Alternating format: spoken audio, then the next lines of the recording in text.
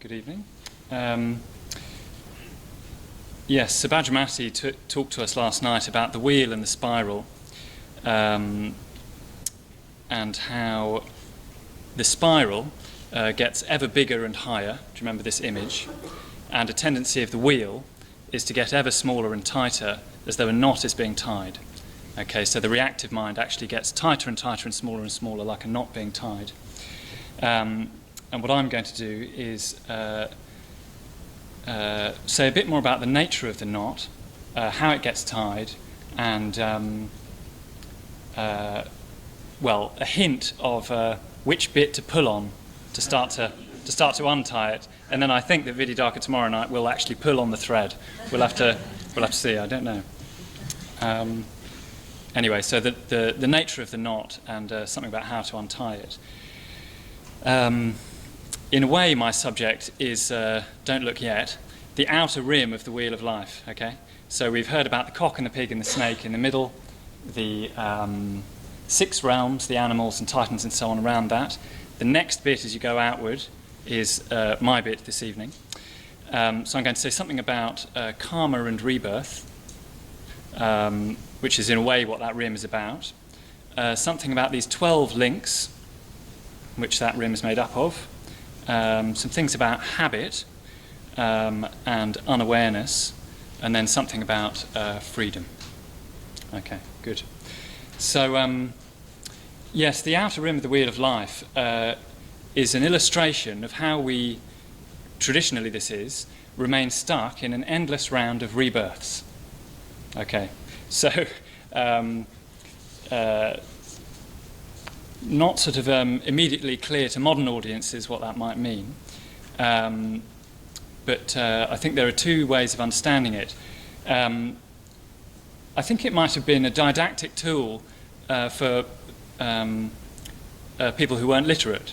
So it was trying to show you in a way that didn't put the fear of God into people, but might put the fear of rebirth into them, what they were stuck in if they were in the reactive mind. So that's why it's got sort of jazzy illustrations, which I'll go into in a bit, which are sort of quite animated and I think designed to make you want to get out of it. Okay. But anyway, I thought I'd just say something about rebirth and the context of that. So, I mean, we talk about conditionality because these links or our mental states condition each other, and mental states arise on the basis of previous mental states. I'll say more about that later. But what this rim is really getting at least traditionally, like I say, is not being able to get out of dying and being reborn and dying and being reborn and having to go through the whole thing again and again and again, which traditionally for Buddhists is something you don't want. You don't want to keep being reborn. You want to get off the wheel onto the spiral. So that's the kind of traditional context of it. Anyway, so I thought I'd say something about how we might respond to that. Sangharakshita says that 100 or 150 years ago, when Buddhism was becoming more popular in the West, you heard a lot about karma and rebirth and very little about meditation, and that it has now reversed. Okay, so the reason for that, he says, is that when science was advancing and Darwin published his theories, there was a certain sort of moral panic about the possible lack of an afterlife. So if God no longer rewarded you with either heaven or hell according to your actions, it means something very different about this life. And people were now grasping for ways for ethics still to matter.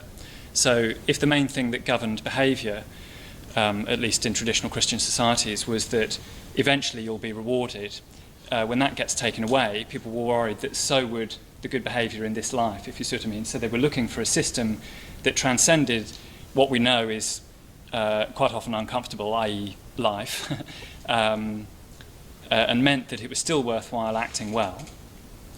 And because Buddhism didn't have a creator God, but it did have something that happened to you after you died, and something that meant about your behaviour in this life, it started to appeal.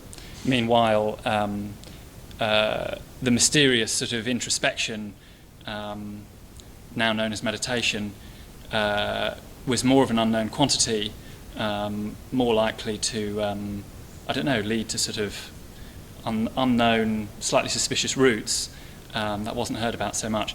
Anyway, now he says people can contemplate the idea of nothingness after life with at least a degree of equanimity, i.e. it's ordinary and even fashionable to think at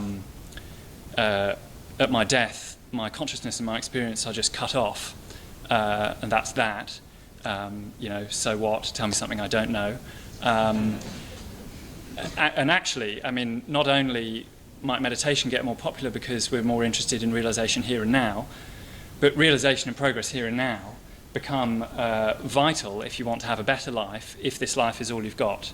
Okay, so karma and rebirth are, you hear about them a lot less than you did, and meditation a lot more, but partly I wanted to point that out because so that we start to develop something of an awareness that our view of the world is actually just strongly conditioned by the time that we're born in, where we're born, who we know, what we're taught in school, and the kind of moral imperatives behind those worldviews, one or two of which I've just described, that make them actually quite important to have, and other ones quite threatening, and so on. Do you see what I mean?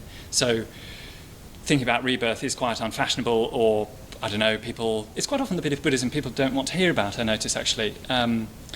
And, you don't have to believe in it, certainly in any literal sense, to be a Buddhist. But it's good to reflect that how we see the world is actually largely a product of our time.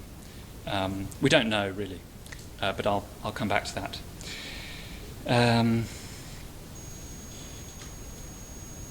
Yes, but whether or not we believe in any... I mean, I don't think rebirth ever would be literal, by the way, but whether or not we believe in any continuity of consciousness that would... any continuity of consciousness that would survive our physical body,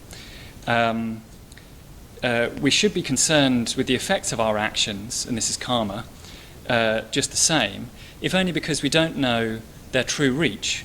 So we really don't know the effects of our actions. I think the famous thing is the butterfly beating its wings, which I've never found exactly sort of moved me to act in any different way.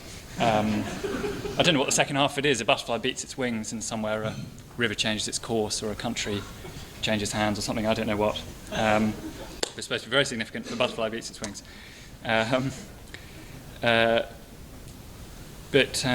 Here's another way of thinking about the rebirth thing that I hope will put it in a context that can at least give us some sort of flexibility of mind as we look at this rim of the wheel.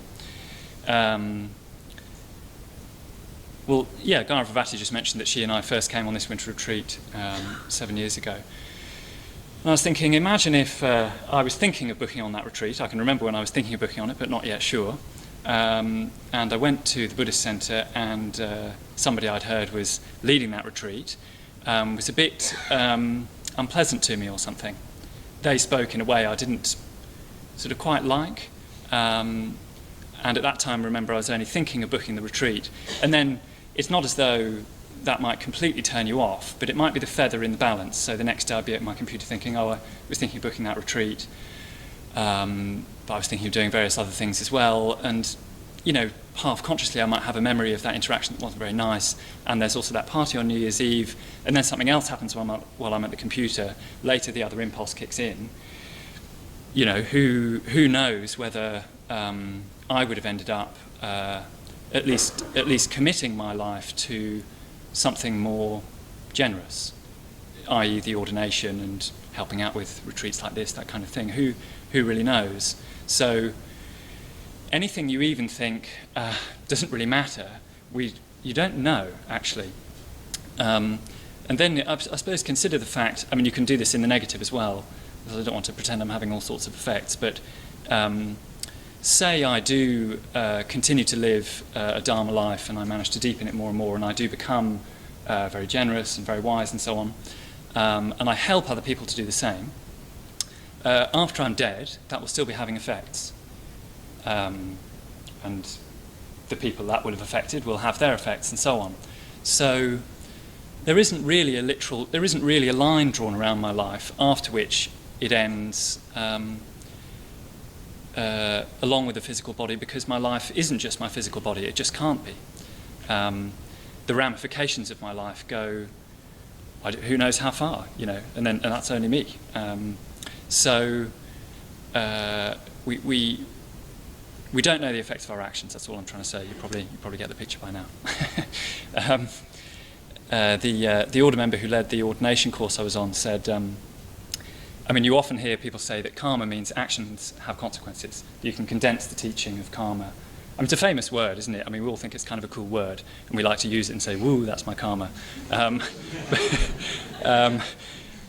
The reality of what it means is not like it's less palatable, but it is a bit less cool, because it's about the effects our actions might have. And yes, the Dharmadipika, this man who led the ordination course I was on, said, we like to think actions have consequences, except this little thing I'm about to do right now. And he's look out for that. First piece of homework. I might even like to go around saying actions have consequences, and then just cover that over when I'm, doing whatever it is I do. But Dharmadipika said, really, the place you want to get to is, that when you're walking along a cliff edge, you instinctively pull back. So say you're walking on one of those bits of a path that's unstable, starts to give way under your foot. You whip your foot back and try to get it onto solid ground again. He said, you want to start regarding the ethical weight of your actions in just the same way.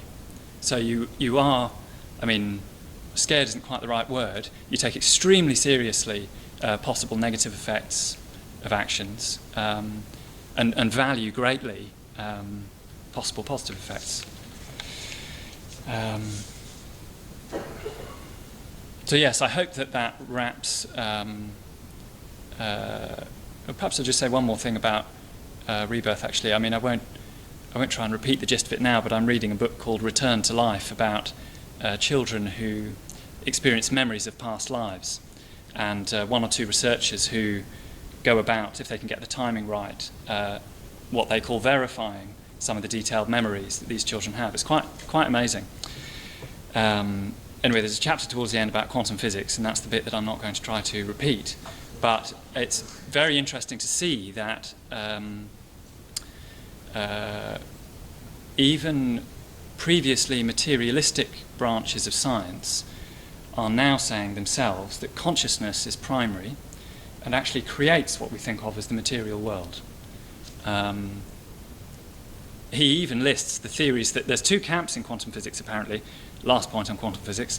One that is in agreement that consciousness is primary and having all sorts of effects and totally relevant to this question of what atoms are doing and what it is for something to have charge and the implications of that for what matter might be and hence what life might be. And another camp that's resisting that, and he lists the theories. Obviously he's on the consciousness side. He lists the theories and some of the proliferating, almost ridiculous theories that people are coming up with to keep consciousness out of science. It's really amazing. Like I said, I won't try and repeat it. You can read it. Return to Life, it's called. Good, so that's something about karma and rebirth and conditioned views. The main thing to grasp, I think, is that we're always bringing something into being. Just in the same way as I think the mind is always either reactive or creative. I don't think there's a neutral gear. We're always creating a certain sort of mind. We're always bringing a certain sort of mind into being. Okay, actually, this is the last point. This is a PS about rebirth. We're whether or not you think there be some continuity of consciousness after your death, you're always remaking yourself. Okay, so on this retreat, you may have experienced a different sort of you. Maybe it's a bit brighter, a bit happier. I was thinking earlier about the little innocent things that you can enjoy on retreat, and the sort of funny way in which that's not always available in day-to-day life, or the way you just want to laugh or want to have a positive little interaction and be light and joyful. We're either creating a mind that's more like that, or we're creating a mind that's less like that and going the other way. Think about the metta-bhavana. So we are trying to consciously cultivate more positive states, and we think, it's called the cultivation of love and kindness, and we think we're cultivating certain states while we meditate, and then we just go and eat lunch. but we're cultivating mental states all the time. I think that's really important to grasp. It's not just that we're in mental states all the time, we're creating them all the time, because they each arise in dependence on the previous ones. So, well, if you spend a metabhavana session intensely fantasizing about lunch, I think Vididaka pointed this out, you're setting up much more disappointment for yourself at lunch itself, if you see what I mean. And then maybe sort of slightly different thoughts about your life altogether afterwards. I mean, if you feel a bit, sometimes as I do, sad as you put your knife and fork back together, I don't know if you look out for this at the end of a meal, I sometimes feel a bit like, oh, you know, it's just a tiny bit disappointing when the meal's over.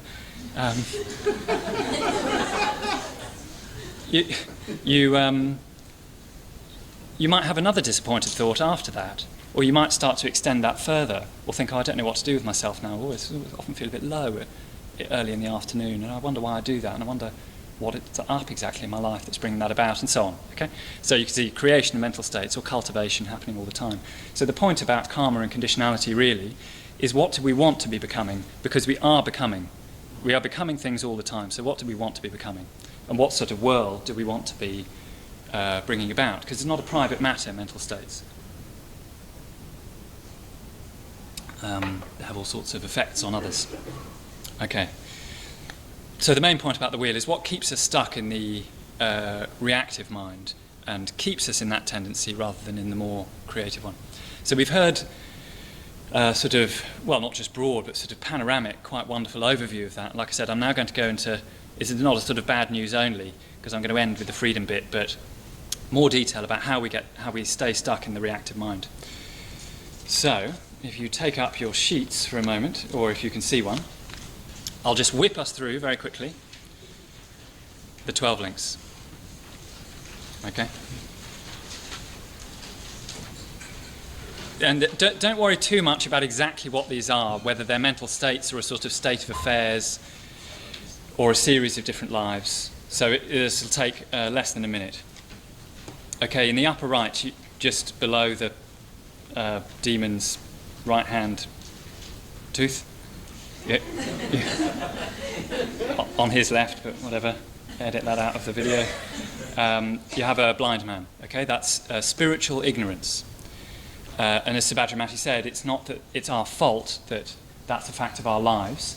It's to do with investing things that really are changing, don't have an ultimate substance, and are unsatisfactory, with a sort of desperate dream or hope that they can actually deliver substance, ultimate satisfaction, and something that lasts. Okay, spiritual ignorance, the blind man. The next one, the potter, volitional actions. So that is actions based on the mental state of the spiritual ignorance. Okay. Traditionally, those are the previous life, but interpret that as you will. Okay, the monkey is consciousness. Okay, so that's the arising of consciousness in the new life, or if you like, a moment of consciousness in this life. Okay, the boat is mind and body. Mind and body. The house is the 6 sense bases, and that's the 5 physical senses plus the mind. The mind, it's not like that film. The mind being a 6th sense in Buddhism is just like the eye perceiving an object, the mind, an idea drops into it, or a memory, or whatever. So if you think about it, it's actually the same as seeing something or hearing something. Okay. So the 6 sense bases, and that means consciousness based on them. So you're experiencing a sort of consciousness when you see an object, etc. Okay, and up to and including the house with the windows are what you could call the givens of this existence. Okay, so you can't really, well, as Vididaka was saying earlier, you can't really. I was enjoying the session, well, which we had in here at least. You might have missed a few in the library because I was thinking, it's brilliant, it's making my talk so much easier. I'm loving it. These are the givens of existence. Here we are in a body with senses through which we have consciousness of the sense objects. Yeah? We see things, hear things, smell things, etc. Okay, now come the 5 links I'm going to focus on. So the next one, with the man and the woman enjoying their embrace, is contact. Okay, they're making contact, if you like. The man with the arrow in his eye, sort of ancient Tibetan equivalent of King Harold, is feeling, and that could be pleasant, unpleasant, or neutral. I think in his case, on balance, he's not liking it.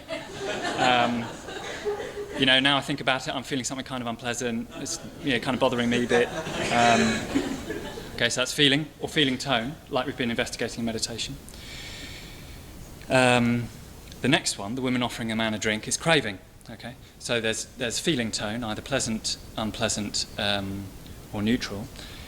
I'll say more about this, but we respond on the basis of pleasant, unpleasant, or neutral. The woman offers the man a drink, and that's like, well, if you don't like what's happening now, like Harold of Tibet here, she says, but would you like? Craving. And it's somebody offering somebody a drink, because the original word translated as craving is actually thirst, which is more physically immediate, isn't it? Craving, it always makes you think of people saying how good it is to give up smoking or something, but it's as immediate and physical and something you could even be desperate for, like thirst. You know what it's like? It's just a sensation. You just want to satisfy it.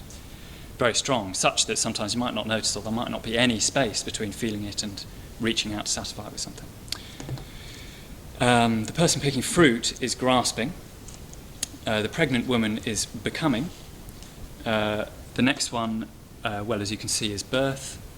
Here we move into the future life. So on the basis of craving, grasping and becoming, a future life, or another us, if you like, is created through the birth, and that self also dies.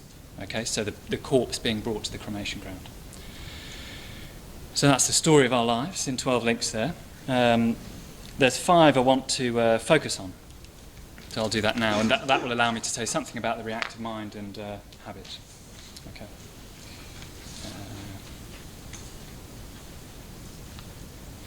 Okay. So, contact, feeling, craving, grasping, becoming. Those are the only, in a way, those are the only 5 you need. So you could draw a line around them later.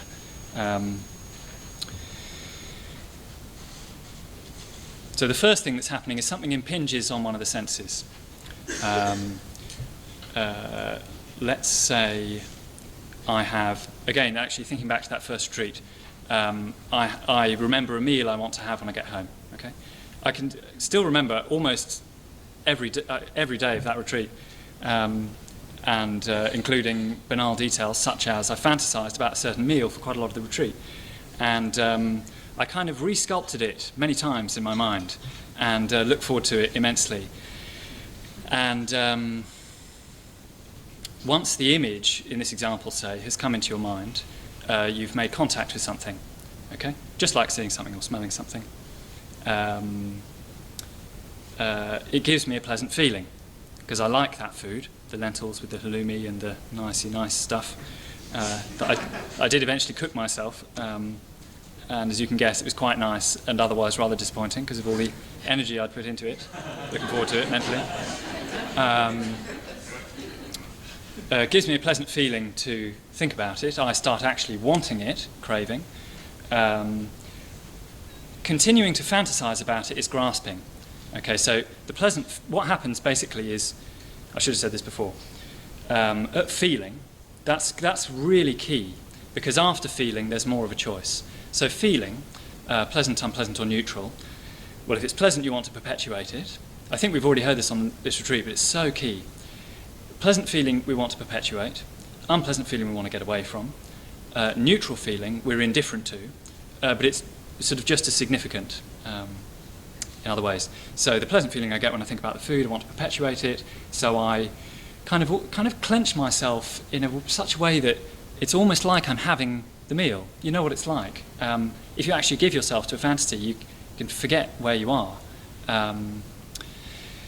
So I'm grasping after it. And what I'm becoming is, I'm investing more in something that's not going to satisfy me, as it didn't in the end. Like I say, it's perfectly nice, and there's nothing wrong with looking forward to a nice meal or whatever.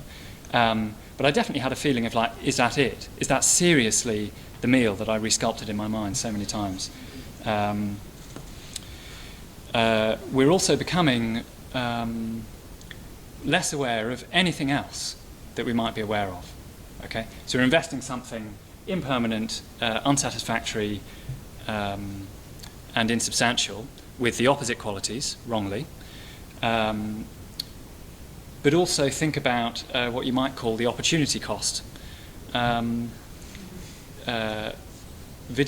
was on my ordination retreat as well, and I think I'll always remember him pointing out that what we think of as sort of innocent or mild negative states, like distraction or fantasizing about some object of sense desire or other, it's not that it's so bad, it's not that it's bad in itself, and no, there is no need to beat yourself up about it, in the famous phrase. But what are you missing out on? And the answer is we really don't know, because we don't know how radiant and positive and far up the spiral path our mind might be going at any time, if only we weren't fantasizing about lentils and halloumi. I mean, what a shame in the bigger perspective. Okay, so that's one example. Okay, here's another few to do with other people, because a lot of the time that's what these things are really about. So just say, you've developed rather a liking for somebody on this retreat. Now, I know that won't have happened to anybody, so you'll just have to imagine this purely hypothetical example. Okay, you've become fond of somebody on the retreat. It gives a pleasant feeling either to see them or think about them. We like that. We want to perpetuate about it. We want to perpetuate the feeling, craving. We seek to perpetuate the contact with that particular object of the senses. And again, we could be getting into more trouble now, because given the, like I said, it's not calling us ignorant, but like the spiritual ignorance at the beginning of the thing, which infuses the whole thing, we're now starting to invest something which is not going to be the object of our fantasies, with a sort of power to satisfy us, a sort of magical power to satisfy us, which it isn't going to have, however beautiful they are. So we're setting ourselves up for a fall there, and again, blocking out anything more characterized by love, contentment, or wisdom, and we have no idea how far that could go. Those are the opposites, of course, of the cock, the pig, and the snake: greed, hatred, and delusion. Just one example. On the other hand, say there's a difficult person in your life. Either thinking about them or seeing them, kind of in the same way, gives you an unpleasant feeling. That's actually conditioned by our actions so far, because you'll notice that the same person doesn't give someone else an unpleasant feeling. That could be interesting to reflect on. But up until feeling is conditioned by past actions, so we can't do anything about that anymore. Anyway, it gives us an unpleasant feeling. And it's this basic, really. There's contact, then feeling. It's pleasant, unpleasant, or neutral. In this case, we want to push it away. So what we might then need to crave, because we don't like the feeling that, say, I don't know, somebody else is more confident than us and we're shy. We don't like the feeling that gives us. That could be contact, by the way. I mean, these things can loop back. It's not to be taken literally as a sequence. I should have said the 12 links. Things can, you'd almost have to draw it, but you can get this far around and then loop back to there, go up to there, loop back to there, or any other combination, really. So the idea that I'm shy and I don't like being shy, that could be the contact again. That could give me unpleasant feeling, and we're going round again. I want to get rid of that unpleasant feeling, so that means I need to get rid of that idea of myself.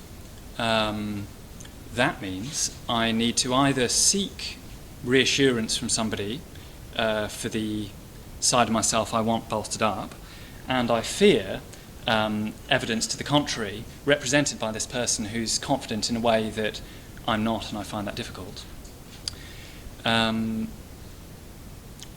I then need to protect that idea of myself, or say I think I just need to be kind of tougher.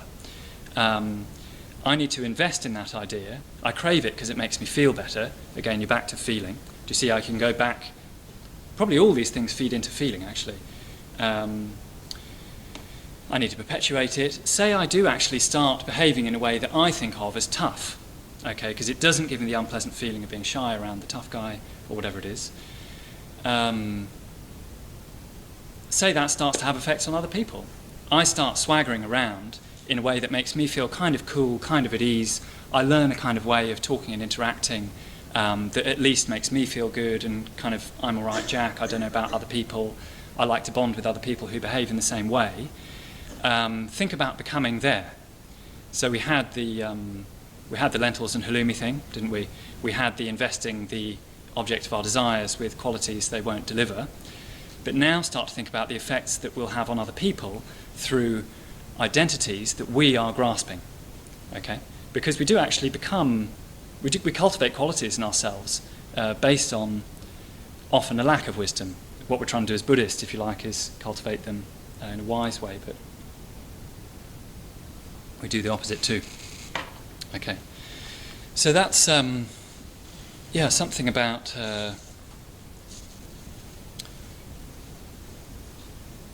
habit. So these are all habits. I have a habit of fantasizing about that particular meal or thinking about cooking when I'm meditating. I have a habit of finding that sort of person attractive. It kind of reminds me of me and of my life. It reassures me that I'm sort of still me, even though this Buddhist retreat is making me feel a bit wobbly and different. I have a habit of feeling unconfident around this certain type of person. At least it's familiar, actually. I mean, we'd also grasp at a story that, I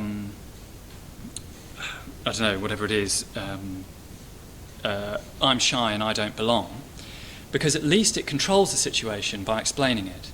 So trying to explain things to ourselves, which is always what's going on with that narrative that overlays primary experience, we're trying to appropriate it back into something that we understand, even if that's a painful view. So look out for that as well, views that you have of yourself that you yourself don't like, but they are at least secure. It's difficult to talk about how to, it's probably not the scope of this talk, sort of what to do about that exactly, because it's not like you need to go into a place that's really insecure. But we do need to at least taste the freedom of dropping some of the ideas about ourselves that at least we can see aren't helpful to us. Okay. So I thought I'd just give one more example of these 5 links in a more kind of cooked up version, because so far these have been relatively sort of raw, if you like, day-to-day examples of stimuli that might come into the senses simply on a retreat, which is well worth looking at, because it's much easier to be aware on a retreat. That's one of the reasons we do them. But say now you live in Sweden, in a port town. Your father was a shipbuilder. That's what you apprenticed in as a young man. You've now lost your job because industry is draining away from that part of the country. Okay, that's quite worrying.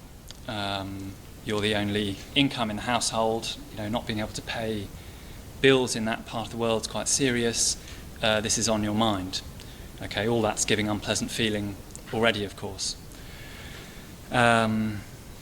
Say you're walking down the street and you see somebody from the colour of whose skin you can tell is from a different part of the world. They're unloading groceries into a shop that they run. Ordinarily you wouldn't think anything of it, but because you lost your job last week, suddenly you think, that guy's got a job. Okay, so that's contact. It reminds you of the feelings I've described above, which are unpleasant, which you want to get rid of.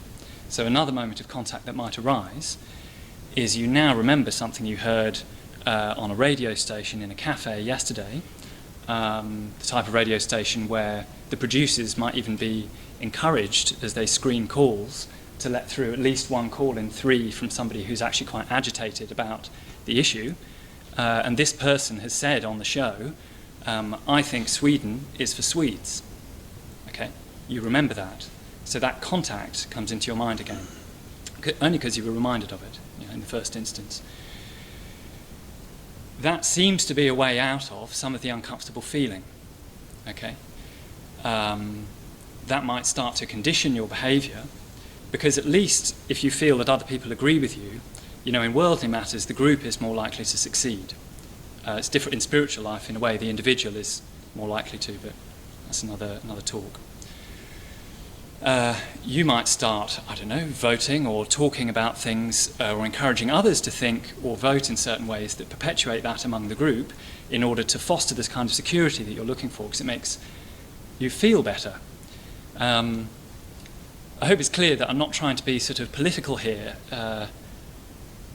It's more that the links which happen like that, they're not a patient temporal sequence that waits for, it's not like 5 minutes per link. These 5 links I'm talking about especially could happen like that. Even in quite elaborate situations, which you can always peel back, at least on some level, to feeling, which has been conditioned, like I say, in a way in that story, up to the shipbuilder losing his job, is, if you like, the givens of that life. There's lots more you could say, but say that person starts grasping onto a more nationalistic identity, okay? That clearly starts to define an us and a them, and a conflict, and belonging and not belonging. And I don't know, you could go all sorts of places with this. Say this man sees the shopkeeper in a bar the next night, has had a few drinks and curses at him. Okay? Now see the contact in that man's life. Okay? Somebody swears at him because of what he looks like, or because he's got a job, or something. Of course that feels unpleasant. Of course you don't want it. Of course you now need, you're now this man, you now need a way out of that. Or at least, let's say, we can understand how you might grasp at one. You might be looking around for one. And so you'd then be on the other side of the divide and so on. For as long as the reactive mind is in operation. Okay? So these are some of the workings of that reactive mind. So now I had better give some better news and talk a bit about the point of freedom. Okay. So, if you turn over in your sheet, or turn over in your mind. Okay, down at the bottom you can see contact feeling, and this is the only thing you need the sheet for, so you can look back at me after this. Between feeling and craving is a sort of place off the wheel onto the spiral, okay? That's all you need the sheet for. So what is that about?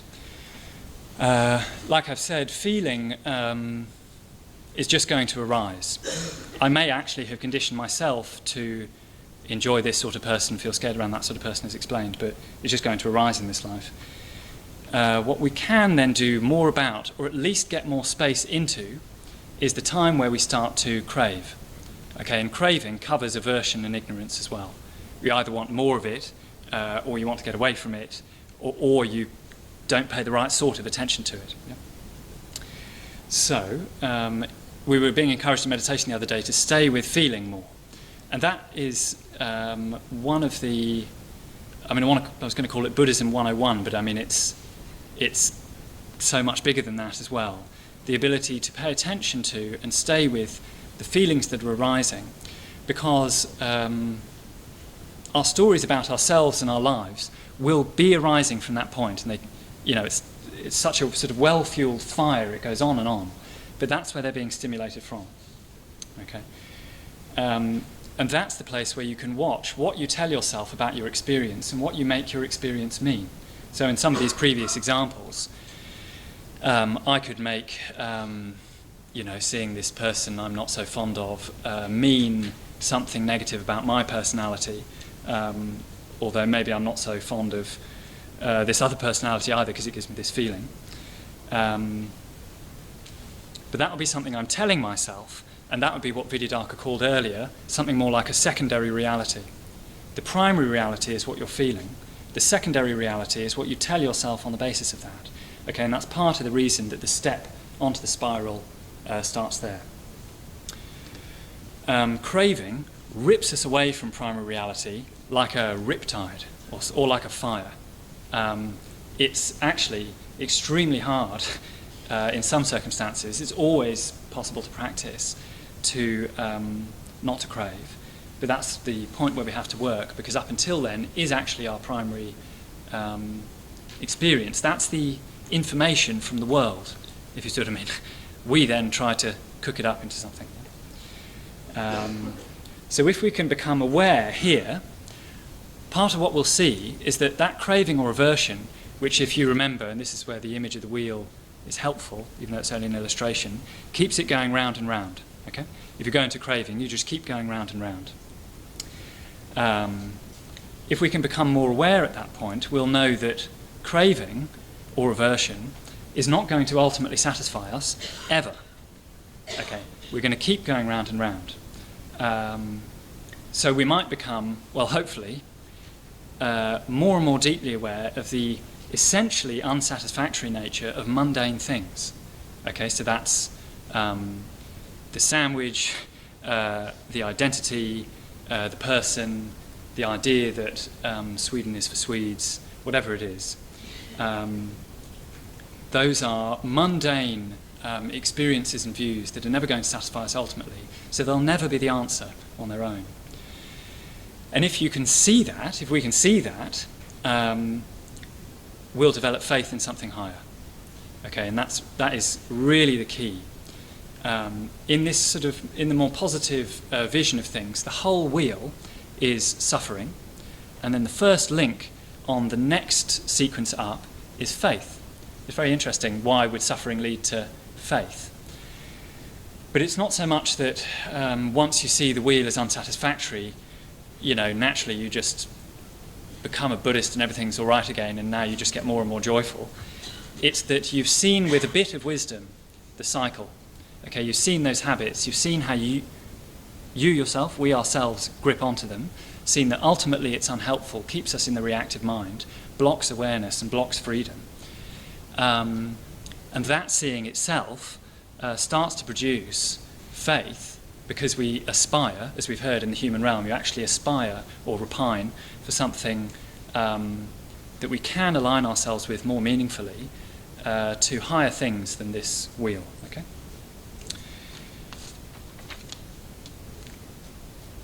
So this is the power of not reacting. I've just got one little story about this, again, to go back to the sort of more raw experience level, just to illustrate the fact that staying with feeling is not easy, but there could be so much in it that we just don't know about, because most of the time we just don't manage it. So on my ordination course, which happens in a mountain spot in Spain, and you're doing a lot of meditation, you know, you get to the point where you think, another one? Yeah, okay. At a certain time of year, a lot of flies, and try as you might, you will never keep all of them out of the shrine room. Those little dangly chain door things don't work. And a fly flew onto me in meditation. I suppose I'd been working on my mind as directly or more directly than I ever had done for a couple of months straight at that point. A fly flew onto me, and it's quite unpleasant if you start to feel it crawling over your face.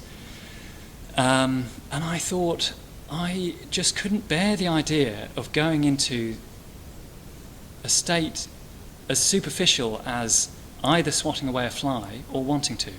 I just didn't want to go there, because I was fed up of living in that mode. Think about that in terms of most of day-to-day life. Part of the reason we find it so difficult even to experience our bodily physical self is just there's little bits of neutral or unpleasant or only slightly pleasant experience pinging around all the time. And we just kind of keep swatting away the fly in some way, yeah? And I just thought, I'm sick of it. I don't want to do it. I don't want to do it. It actually started something quite powerful. It's dry there, and you know what they're going for is the moisture. I'm sorry to be gross about it, but the corners of your eyes, nostrils, ear cavity, lips. Okay, that's the bit they're really after, all right? And I decided I'm not going to do anything about this. And it's sort of, I don't know, almost sort of exquisitely unpleasant. You know, in the ear, you can hear the proboscis going up and down and in and out. Okay, all right, enough. All right.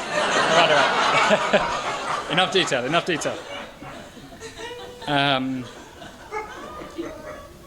It was quite a transformative experience, not doing anything about it and letting it happen. I mean, it was intensely kind of unpleasant, but afterwards, and it went on for quite a long time. Really, I mean, it's more of a test than you might imagine. Afterwards, I felt like a rock.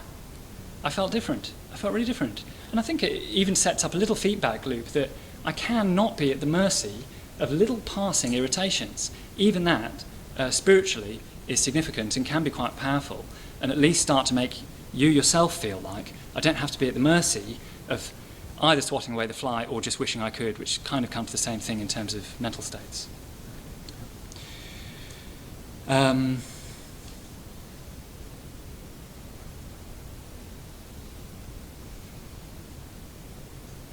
Yeah. Yes, perhaps just one more thing about stepping off the wheel. I don't know, because of previous conditioning and momentum and life setup that there isn't time to go into, I was quite invested in the idea of career before I came to the LBC, and was feeling unsatisfied by it, okay, to cut long story short. I paid attention to the feeling, decided to trust the feeling that I kind of just don't like this. Trusting your instinct could be as simple as that, because you could draw up pros and cons on a bit of paper, talk to yourself about it endlessly, talk to other people, and actually not get anywhere if you never quite trust the feeling that I don't like this. So I decided to step out of that and just said yes to working at the LBC. This is just one example. And joining the team at the LBC and working on the LBC, I mean, it's affected my friendships, how I feel about my life, my capacity to be generous, even ordinary skills, my wish to connect with people, my concern with status. Partly I'm listing these things to say you don't know where a positive step's going to take you. So I decided to listen to the instinct, pay attention to the fact that something was not actually feeling good. That's maybe not the whole, you could misunderstand that, but paid attention to the feeling, did something about it, didn't even know where it would lead. Very important. And the not knowing is important as well. So I think we might have had a reference to this earlier, but John Keats, the poet, had this idea of negative capability. And that's basically the ability to do nothing and not know where it's going. So I think he was talking about it in the context of poetic inspiration. As an artist or as someone creating something, you need to be able, a bit like Garavati was inviting us to do tomorrow, you need to be able to do nothing and be all right with that. Not worry what it means and not grip onto something that we do know and that is familiar again, because something about the familiar structure of ourself will loosen as we do nothing. Try it. So that negative capability is important. But of course, it's not just poetic inspiration. We're trying to develop the creative mind, and I think just the same could be said. So in the gap between feeling and craving, there's an opportunity for negative capability, and at least not doing the predictable thing, at least not staying in the habit that restricts us. Okay? Then we might eventually, as I hope I've shown, renounce some of the identities that reinforce a solid separate self, and keep us, ourselves, closed and small, and keep the ordinary mundane world, i.e. the wheel, turning for ourselves and others. So we could actually go forth from or transcend some of those identities that we have grasped onto because they have seemed to offer us a way out of experience we don't want and a way into experience that we do want. Otherwise, this thing will just keep spinning. It will do that by itself. We don't even have to take any action. The wheel will go round and round unless we're creative. So yes, it's not easy, as in the fly story, which I thought was just... But the potential and where it might lead could take us ever higher, as on the spiral. We don't know where the spiral's going, really. You can say enlightenment. We don't really know what it means. Even small, seemingly small, positive steps, we don't know what consequences they'll have. So I thought this is very well illustrated in a short poem by Pat Kavanagh, which I'll read now. To be a poet and yet not know the trade. To be a lover and spurned by all women. Twin ironies by which great saints are made. The agonising pincer-jaws of heaven. Okay, so forgetting the gender specificity, you know what I'm trying to say, of that, probably it's for the rhythm of the line. To be a poet and yet not know the trade. So to be inspired but unfamiliar with how to wheel and deal. To be a lover and spurned by all women, full of love but not get what you think you want or not get the immediate feedback. Twin ironies by which great saints are made, the agonising pincer-jaws of heaven, which I think is one way at least of talking about that point where we might step off the wheel. Okay, so I don't think we've done homework on previous retreats, but since other speakers have given homework, I thought I would suggest, and you can take this to your groups tomorrow, what unhelpful identities do we think we could go forth from, and by that I mean transcend? So what identities have we grasped onto that are not helpful that we might transcend? Good. Thank you very much.